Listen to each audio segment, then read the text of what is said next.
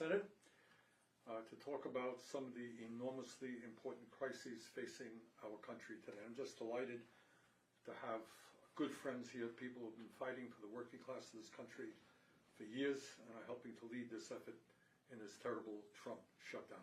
Let me put where we're in a context very briefly before we get to discussing some of the issues.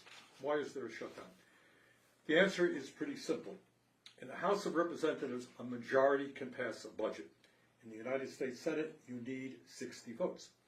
And what that traditionally has meant, and why you got 60 votes, it requires bipartisan negotiations, discussion.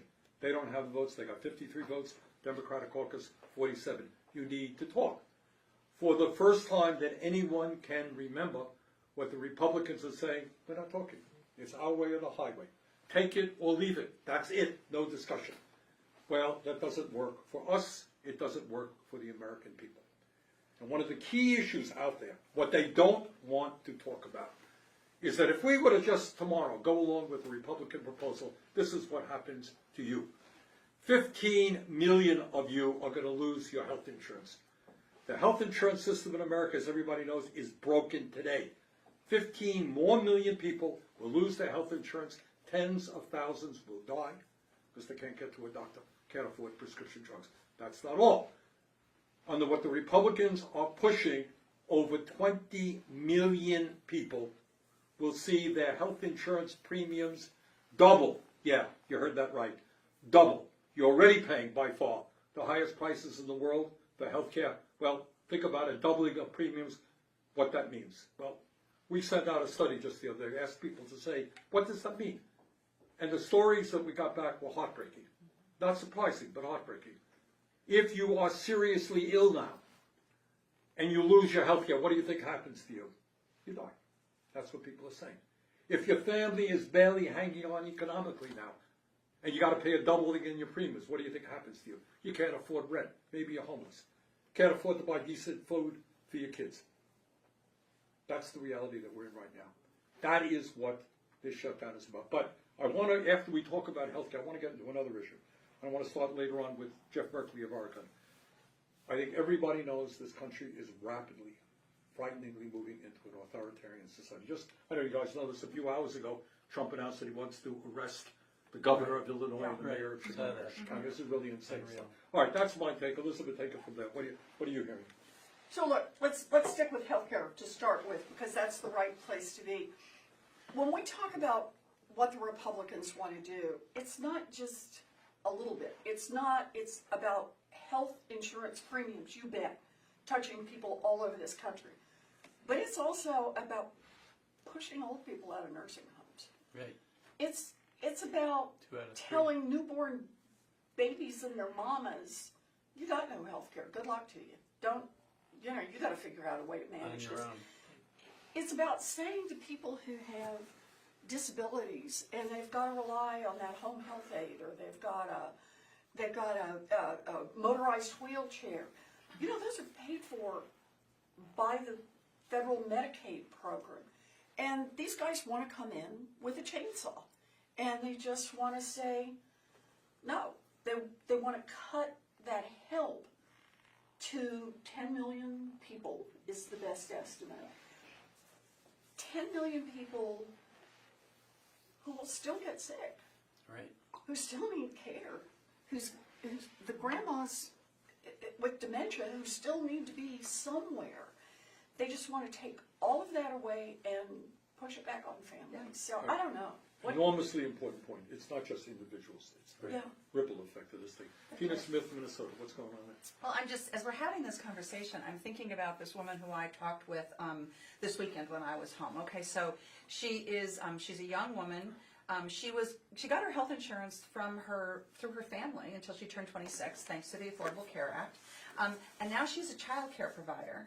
She makes about $40,000 a year. She cannot afford this huge insurance premium increase that she is staring at. It's going to be hundreds of dollars a month. and she can't afford it. Okay, so she's young and she's, healthy for now. And so she's probably going to make the decision of not getting any health insurance at all. And so think about what that means. So first of all, for her, it means she's probably not going to be able to start a family like she wants to right away because she can't afford it. But if she's not buying health insurance, then if she gets really sick, she's going to the emergency room. And that's going to cost all of us, right? It's not only is it immoral that she doesn't have access to health care, which should be a right and not a privilege, but it has a ripple effect on the whole community. And I bet everybody here is hearing some version of that story in your own states because it's so common, and it's why people are so pissed off about this, because they can see that it affects everyone. Chris Van Hollen, Maryland. Well, they showed us who they would fight for when they passed the so-called big, beautiful bill. We all worked very hard to stop it, but they rammed it through. And I think all of us know that that was beautiful if you're a billionaire or a very rich person. For everybody else, it stunk. I mean, they cut Medicaid.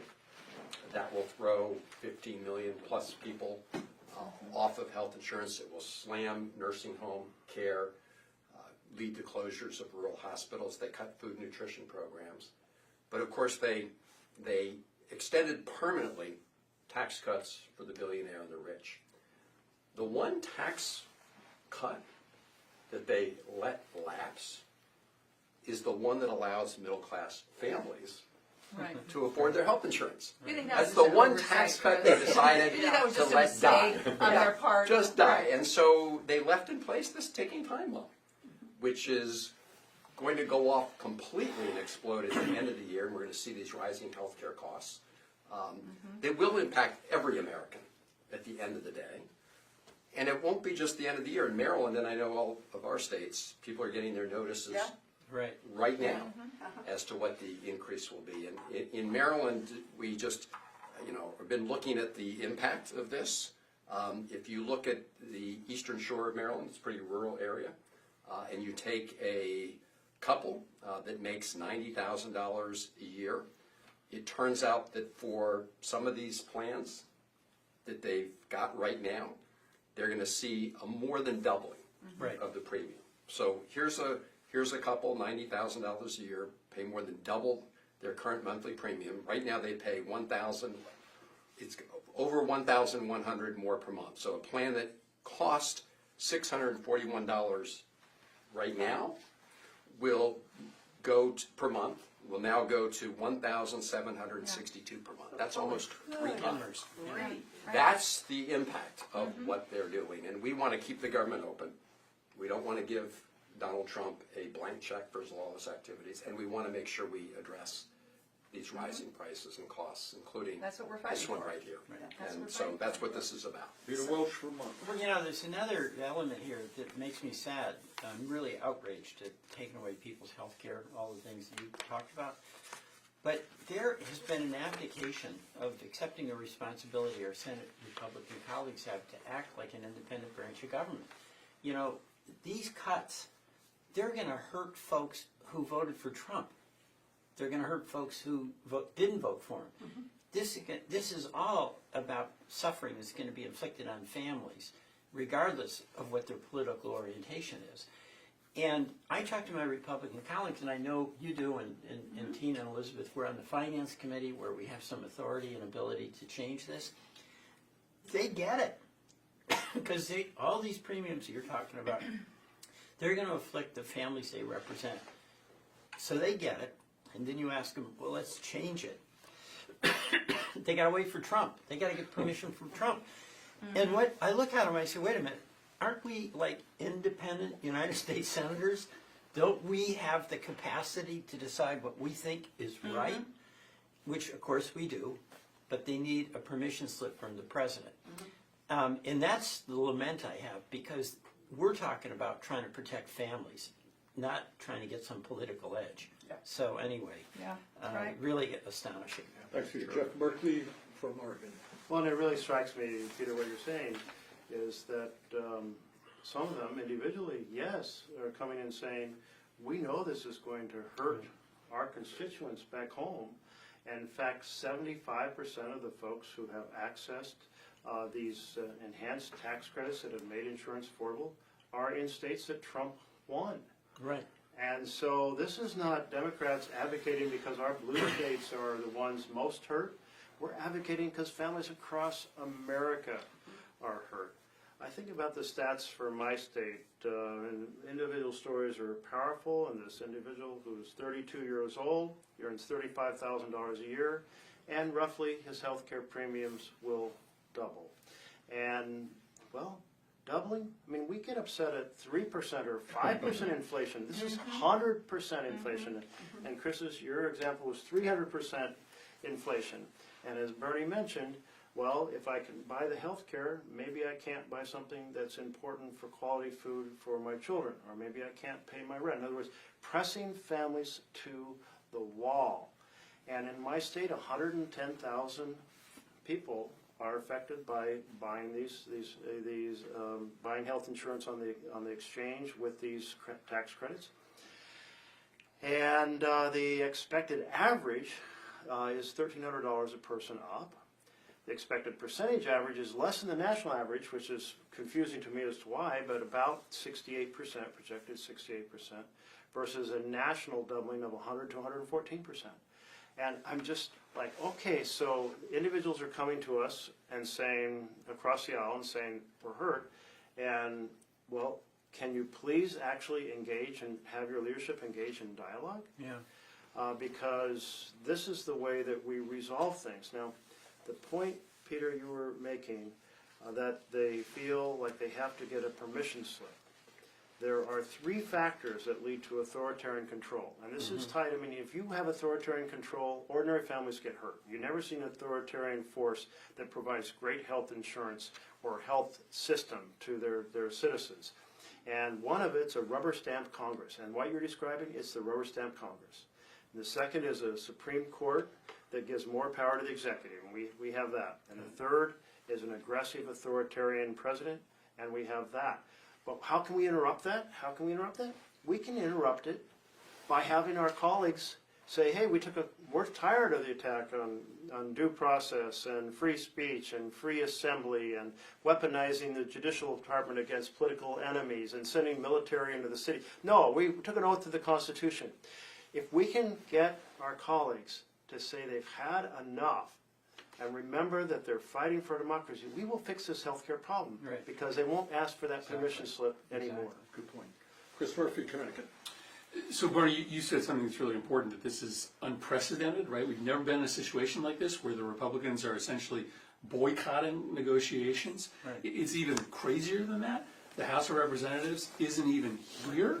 Like, Right. they're not in session. The government is shut down, and the House of Representatives, the Republican Speaker, has sent the House home for 3 weeks, unplanned. Four. Four. Did you hear? Next week they're out too. as well. So 4 months in a row. month recess. This never happens, and so you have to ask yourself why. Why are they working so hard to avoid sitting at the table and talking about something that's pretty simple? Bernie, you said it. We're not asking for the entire healthcare system to be fixed. We're just saying, don't screw it up even worse. Don't raise people's premiums by 100%, 300%, while the cost of everything else is going up. They won't even talk about that because these healthcare cuts to families are essential for their number one priority.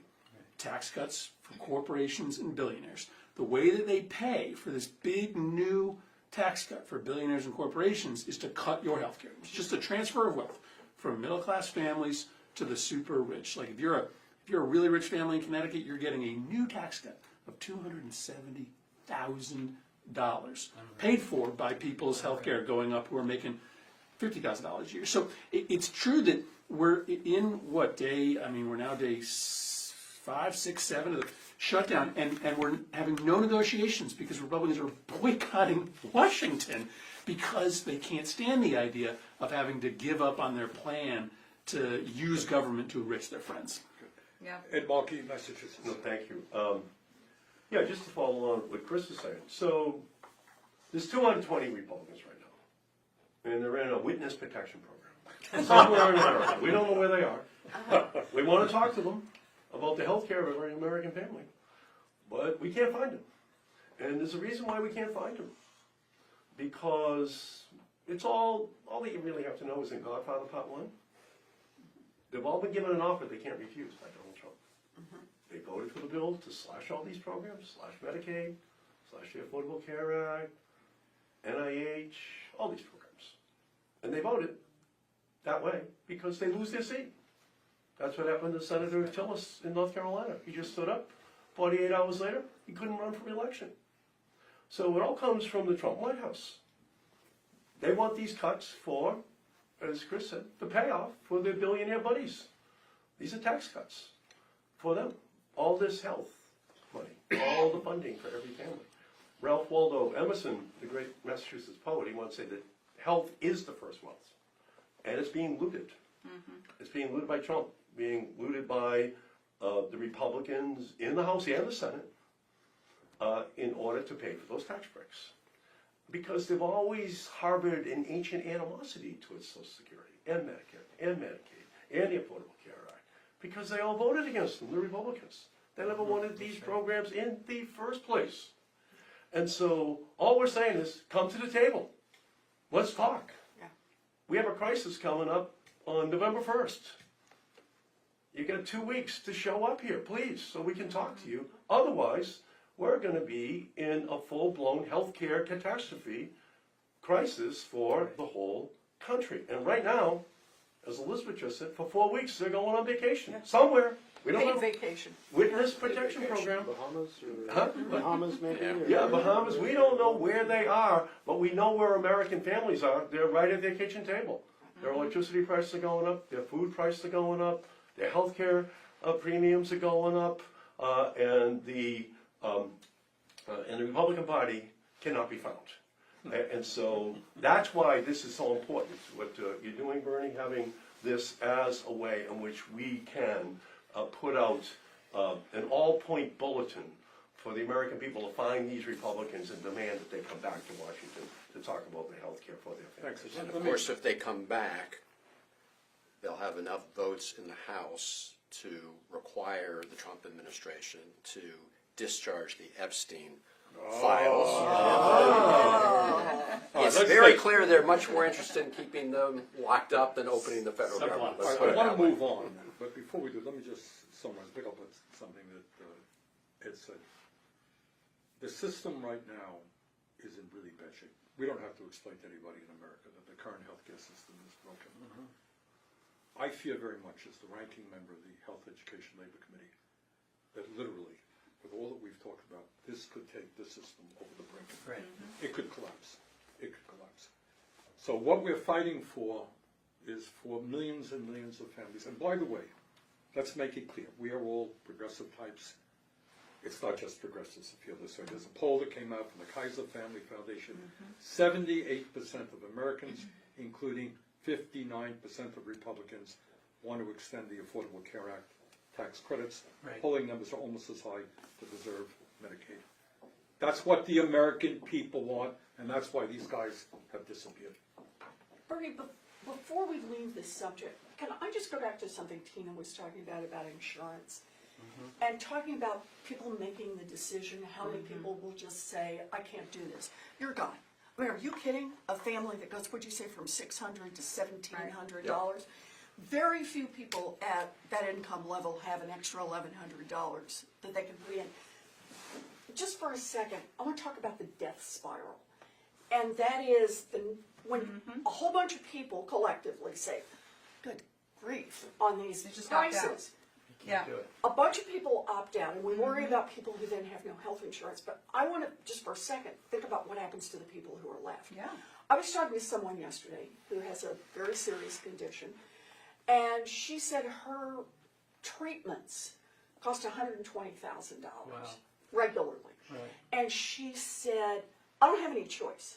I will spend every last nickel I've got on health insurance because I literally will not be able to purchase the drugs that keep me alive. So she was asking the question, who drops out? She doesn't drop out. No, exactly. But the healthiest people, or at least they perceive themselves as the healthiest people. Healthy until you're not. Healthy until you're not. The healthiest people drop out. If they get sick, they still go to the hospital for uncompensated care, right? That's going to load back into the system. But what happens to the remaining insurance pool? And it's a problem with this private insurance, That's right? right. Drives the cost up.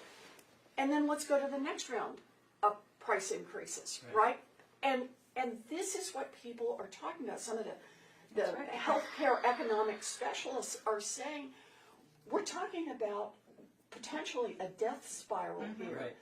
that brings down the entire payment system for healthcare in America. And there are some of us who want to rewrite healthcare and how it's paid for in America, but this is not the way. This is not by the way having right an now. emergency where you burn the whole Right. damn thing down. Yeah. All right, I want to shift a moment to something I know concerns everybody in this room, and I think the vast majority of Americans, whether you're conservative, Republicans, progressives, independents, whatever you are. We got a president who does not believe in the Constitution of the United States, does not believe in the rule of law. Right. He's attacking virtually every institution in American society which maintains a democratic form of society, whether it is the media, suing the media, his friends are taking over the media, whether it is the court system, whether it's the universities, whether it's law systems. As I mentioned a moment ago, I mean, he today announced, insanely, he wants to arrest the governor of Illinois and the mayor of the city of Chicago. He is targeting one of our own colleagues, Senator Schiff from California, Letitia James, the Attorney General of New York. Now Senator Blumenthal. I didn't hear that. Yeah, Senator Blumenthal. Yeah. He's saying Senator Blumenthal should be investigated. So it just continues. I mean, Right. you're really, it's really scary stuff. Yesterday at the Democratic Caucus, Jeff Merkley talked a little bit about what was going on in Portland, Oregon. Jeff, if you could just tell us what's going on there. Sure, you bet. Let me turn the clock back to the year 2020, 5 years ago, in which Trump sent federal agents into Portland, and people were outraged that they were there, and it resulted in conflict that created a cycle of street demonstrations and for months. Well, Portland recovered from that, and Portland's been a very peaceful place. It's cut its murder rate in half, the best of the 65 largest cities in America. They cut a 20% cut in its violent crime year over year. Well, that's progress. The downtown's starting to come back to life. But Trump remembers that he helped trigger violence in Portland, and he wants to do it again. So he proceeded to say, oh, there's a war zone in Portland, so I need to federalize the Oregon National Guard. Well, the law only allows to federalize National Guard if there is an invasion or if there's a rebellion. An invasion is pretty well defined and understood as some country is on your borders and they're coming in. A rebellion is considered to be, by the conversations that were held at the time the law was created, to be a sizable group, well organized, well weaponized, that's trying to overthrow the government. So nothing like this exists in Portland. Have there been some scuffles and demonstrations over the months? Yes, but nothing out of the ordinary that the local police doesn't handle. But then he proceeds to say, Trump says, well, we can recreate the conditions of 2020. Right. And so the first thing that happens is he does have federal protective services that are outside the ICE building, and they proceed to assault peaceful protesters. As documented not by the major newspaper, the Oregonian, saying somebody said, but saying our reporters witnessed, our staff witnessed the assaults on peaceful protesters. And then Oregon Public Broadcasting observed something that was even more extraordinary, in which the federal agents decided to stage a fake riot. Wow. And they asked the protesters to back up 3 blocks, and they did. There was no physical interaction between them and the agents. And then the federal agents, with their line across, they had videographers behind them, professional videographers. And when they backed them up 3 blocks, they gave the command, and they threw down tear gas and pepper balls and what was the, This flash. Flashbangs. oh yeah, the flashbangs, and it sounds like gunfire going off. And so you see the smoke and you hear what sounds like gunfire, Looks like and chaos. people are quickly, and so they film that trying to say, oh look, there's a riot. This is a new level that our government, in kind of a wag the dog strategy, is creating a fake riot to try to sell the American people and the courts on the idea that there's a rebellion that has to be quelled. Wow. Well, our district judge said, no way, you can't federalize Oregon. Trump says, well, we're going to send in federalized agents from California and Texas. The federal judge, the district judge says, no, there's no condition here. It's the same issue. Can't come. So now we are seeing that Trump each day is trying to some way to accelerate this crisis. And Chicago was next on the list. And we're anticipating more federal agents will be sent, not National Guard, and Trump's saying, I may trigger the Insurrection Act. Well, the Insurrection Act basically is an exception to posse comitatus, which says you can't use our military against our own people. Long-standing protection. Military is to protect our country, not to be used by an authoritarian against our own people. But the exception is for a rebellion. And therefore, once again, Trump is going to try to demonstrate that there are circumstances, and here's the big concern. While the district judge in Oregon said, no way, we understand what a rebellion is, it's not here, other judges are in the habit of giving deference on security issues to the executive. And well, you got the commander-in-chief, if the commander-in-chief says there's an invasion, maybe we should defer to that. And we saw that with the judge in Chicago. We're concerned about this. We'll get to the Supreme Court, and the Supreme Court will say, yes, it's okay, as long as the president says there's a rebellion or an invasion. And you hear the president using those words. He talked about invasion from within, setting the stage again for the... This is a red line, because yes, we've seen the attack on due process, freedom of speech, freedom of the press, our academic universities, our networks being attacked for what they put on the air. We've seen the retaliation coming out of the Department of Justice. But the idea of troops being sent in against American citizens peacefully protesting, this could secure the type of authoritarian state Trump wants to create far into the future. And it's why we have to do everything we can to resist it. Jeff, thanks. Chris, I know you were on the floor yesterday talking about these issues. Yeah, one of the things I worry is that, we only deal with the outrage of the day. And every day, especially in the last month, there's been a new outrage, a new assault on free speech, a new assault on the rule of law, on citizens' right to protest. But when you put it all together, right, this is where it looks like we are watching our democracy die, right? Because what he's doing is just raising the price for people to speak out against him. Right. If you speak out against him on TV, you'll get your show canceled. If you speak out against him in Congress, you're going to go to jail. If you speak out against him on a city street, well, the military is going to show up with tear gas and with helicopters. And we're naive to think that doesn't have an impact, that people don't start to say, you know what, I'm just going to stay inside. I'm not going to come out and protest. I'm not going to volunteer for an opposition candidate. This is actually how democracies disappear. And so when I think about what we're fighting for right now as we're talking about this next budget, yeah, we're fighting about people's health care. We're trying to make sure that folks don't go bankrupt this fall. But we're also asking for something even simpler, that the president just obey the law, right? That we write a budget in which the president actually has to obey, implement the budget, and not use the money we give him to suppress people's speech. So this moment feels kind of overwhelming sometimes, because you've got these prices going up on people, you've got the suppression of democracy. But when you really think about it, what we're asking for, boy, it's not the moon. Just don't make people's health care worse, and make sure that the president follows the law. But when you put all this together, Bernie, this is probably the most serious threat to American democracy, maybe since the Civil War. And it's not lost, right? He hasn't won yet.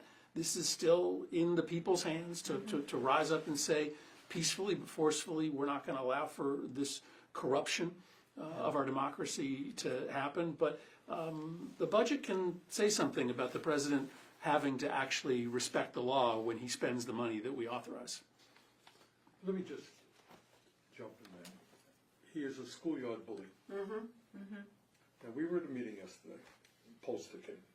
Let me throw this out. And what did he say about Democrats? What was the one word that the American people used? We say that in public, is that all right? It said weak. Weak, That I was mean, the people, word. it's not, And what Trump does, there's no great secret. I mean, we were at the State of the Union. I never heard anything like it. Attack you personally, as a matter of fact. Yeah. And say, these are the enemies. You're the enemies. Not the opposition party. We respect, we work together. You are the enemies. You're insurrectionists. You're terrible people. And getting back to Chris's point, in my view, this is certainly about healthcare. God knows we talked about that. And it's about authoritarianism. This is a schoolyard bully. And if Democrats caved out, then all over this country people are saying we're scared to death. Who's going to stand up? But if we can rally the American people, and I know you have been active on October 18th, it's going to be maybe one of the largest demonstrations in the history of this country. If we can show the American people that this phony guy who is selling them out day after day wants to undermine what men and women in every one of our states has fought and died to defend, we win this thing, we can start turning the country Yep. around. That's right. And this is the patriotism of fighting back. Yes. That's right. This is the moment to That's- fight back. Yes, yes. The part we're talking about is health care for millions of people, whether they're Democrats or Republicans or don't like any part of politics. But it's really about standing up and saying, we've had enough. That's right. We are not handing our country over to Right. someone who makes all his own decisions and thinks the only two functions of government are to enrich himself personally and use the tools of government to get back against what he thinks are his enemies. That's right. And you know what? Bullies, he is not as strong as he wants people to think that he Yeah. is. Bullies are never as tough as they seem. And what gives me hope in this moment is how, you know, one of the, is how Americans are looking at this and going, like, I am, like, this is not for me. Right. Even if I voted for him, this is not for me. But all of us need to express that loudly. And the only insurrection that I've ever seen since I've been in the United States Senate was when Donald Trump inspired the insurrectionists to attack the United States Capitol to stop the free and fair election. And then pardon You know, all and those then- folks who Then beat up pardon. cops. But right? but it's so important for us all to remember that he is not as strong as he wants us to believe That's that right. he is, and that we have so much more strength if we use our strength, if we use our power, and that is what this fight is about. in Can I this follow But I think on that, if I could, Then Chris. Can I follow up, quickly? Yeah, so I do think this is about democracy. Right. You know, when Trump and Hegseth addressed those hundreds of generals and admirals, they said to them, we're going to practice for wars overseas in the cities of the United States. We're going to Training get ground. training here. We're going to get training in Portland, in Chicago, in Boston. We're going to get training for you. But you know what? I think we all can pretty much predict what the training is for.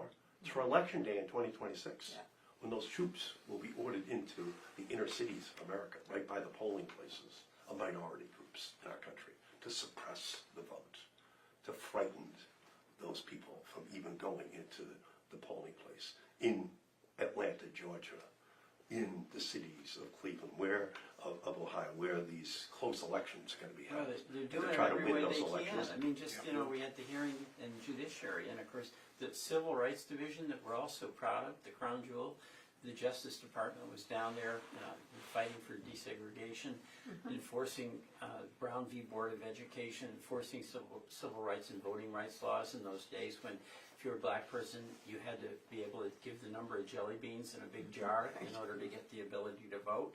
Now it's all about suppressing the vote, and that's the prelude to, you know, militarization in the cities on election day. I mean, it's happening.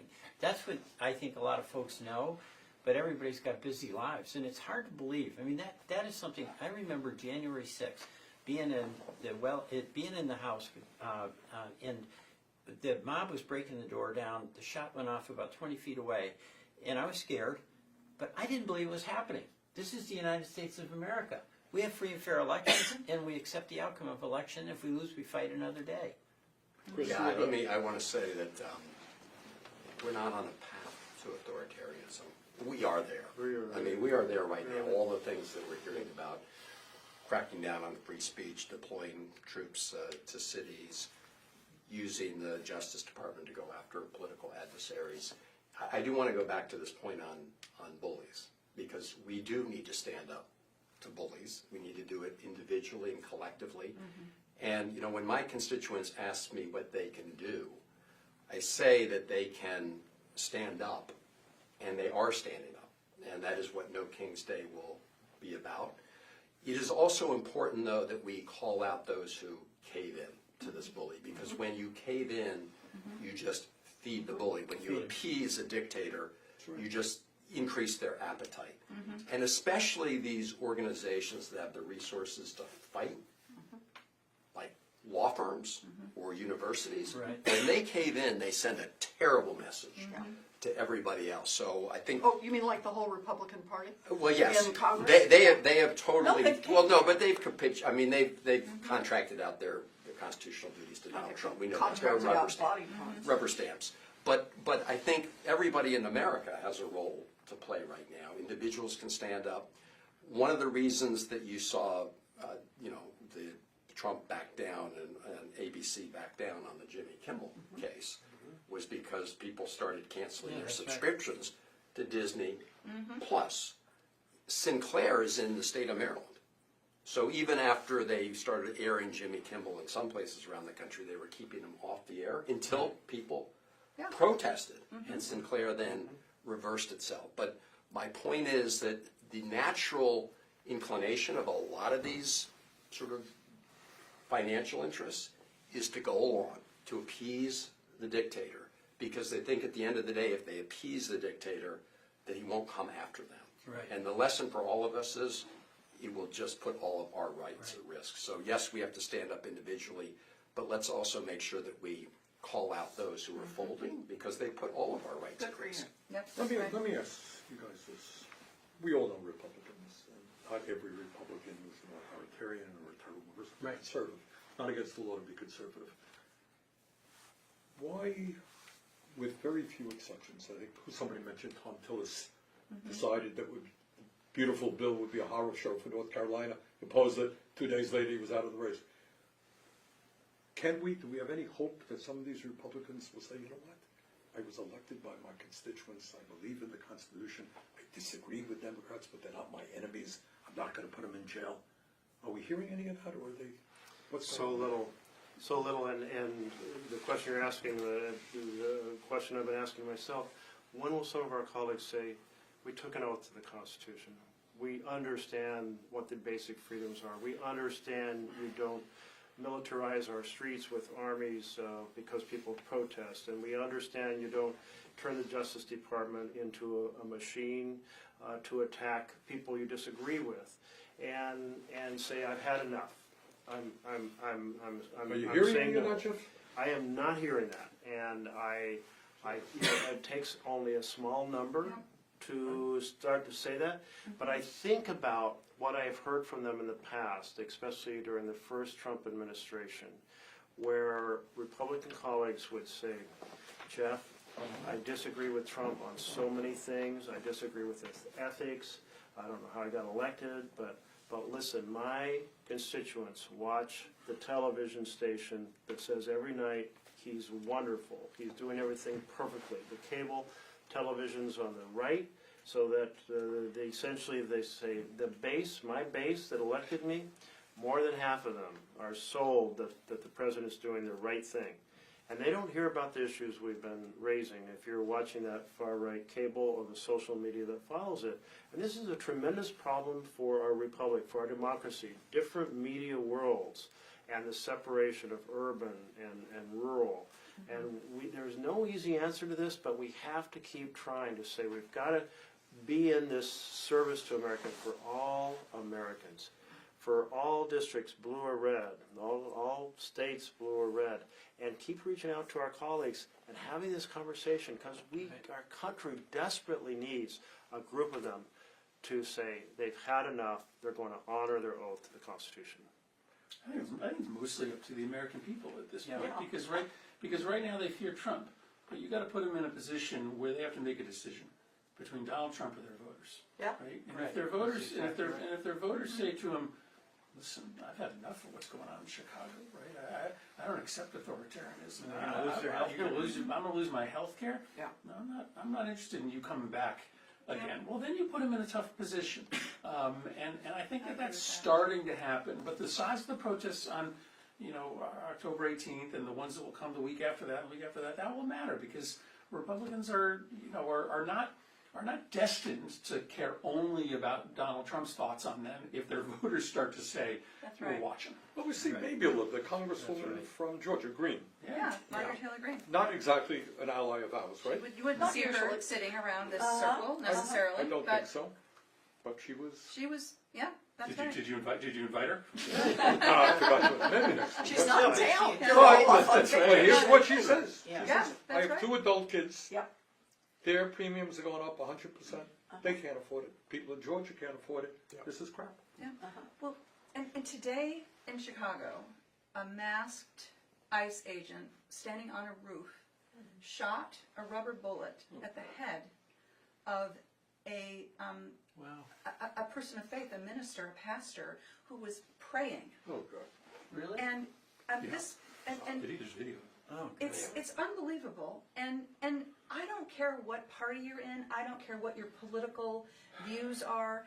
As an American, you look at that and you go, "That is so wrong." And Right.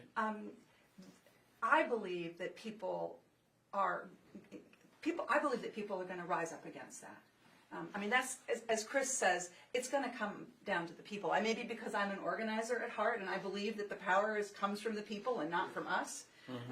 That is going to be what saves us. Yeah, Not us, but what saves our country. Congress is a stimulus response institution, and there's nothing more stimulating than millions of people showing up on October 18th.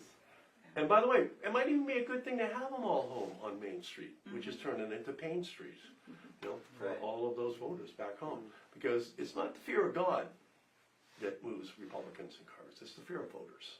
Right. And the more that we fight on healthcare, the more that we fight on this issue that is on every single kitchen table all across the country. And again, we don't even raise Medicaid here, but they're cutting that by $1 trillion. It's 2/3 of all people in nursing homes, grandma and grandpa. Right. They're on Medicaid. Half of them have Alzheimer's. Nursing homes. They'd go home. They'd have to go home. They'd have to be living with the family because it's Medicaid that pays for it. I had a mother who's 78 tell me about her 50-year-old disabled son who's living with her. And it's on Medicaid. And she's just desperately worried about what can happen. So I think that these stories back home might actually start to get into this Republican senator or House member. That's our hope. But that's why we have to fight here. We have to keep raising this issue. We have to keep this message high that the health care of every family is at And risk. one thing this has done is given America a chance to focus on a single issue. Because when Trump came into office, from day one when he did, 50 edicts, if you will, Right. every single day, new issues and hugely different, and let's have a conversation about that terrible thing that happened yesterday. Well, there's 3 new issues.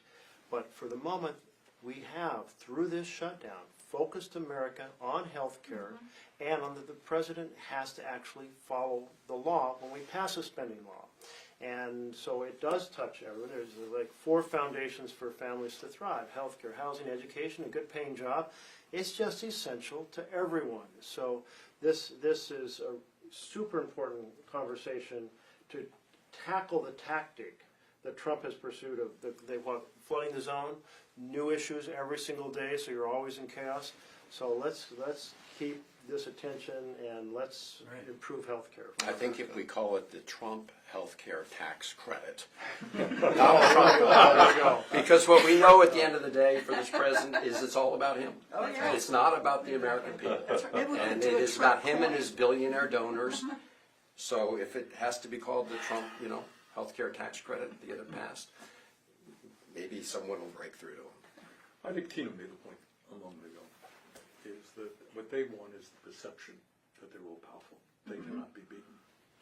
Truth is, does Trump have political support? Sure he does. Is he particularly popular? No. Is his Right. popularity declining? Yes, It it is. is. Are more and more conservative Republicans who voted for him say, gee, I didn't vote for you to double my health care premiums?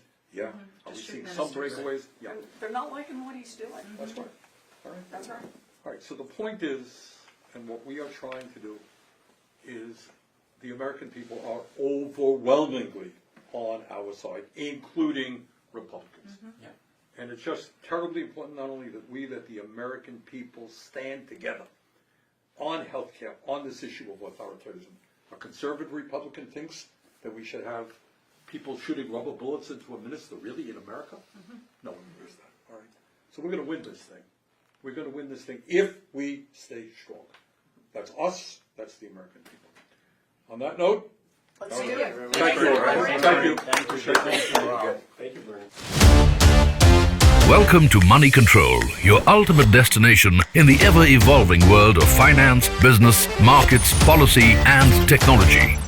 India's preeminent news platform, driven by facts and fueled by data. A platform made in India, for India, and for the world. Moneycontrol.com has a staggering reach of 100 million plus monthly active users and 6.02 million daily active users. Being a transformative digital force, reshaping how we engage with money, markets, and news. Setting us apart is our commitment to delivering accurate information and empowering financial decision-making in a dynamic ecosystem. Seeking a deeper dive into the financial realm, we present Money Control Pro, a powerhouse of exclusive insights, providing actionable investment ideas and expert analysis.